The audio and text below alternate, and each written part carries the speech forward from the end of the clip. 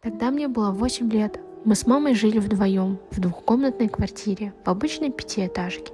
Мама часто работала допоздна, и я оставалась одна.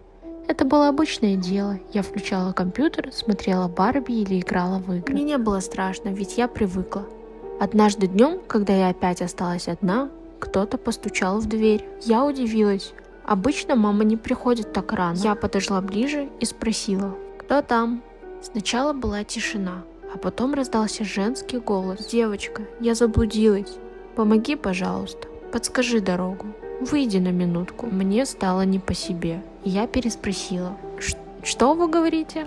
Она повторила, но уже чуть громче: «Открой дверь, мне нужна помощь». Что-то в ее голосе мне показалось странным. Он был неестественно вежливым. Я подставила стульчик, чтобы дотянуться до глазка. В коридоре стояла женщина, но чуть поодаль, почти за ее плечом, я заметила мужчину. Он стоял сбоку так, что его было почти не видно, как будто прятался. Я готовилась присмотреться, но в тот момент кто-то закрыл глазок рукой. Я отскочила от двери и тут же побежала к домашнему телефону. У меня не было мобильника, был только стационарный, домашний. Я позвонила маме на работу, сдерживая слезы. «Мам, тут кто-то за дверью, они просят открыть, там женщина». Мама нервно ответила: «Просто не открывай, вообще ничего не говори.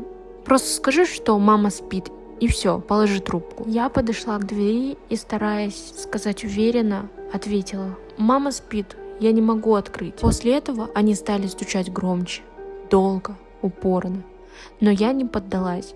Я села подальше и просто плакала. Минут через 10 все стихло. На следующий день в подъезде повесили объявление: «Пропала девочка с нашего дома». Мама потом разговаривала с полицией. Через год девочку нашли, вернее ее тело. Ее внутренностей уже не было.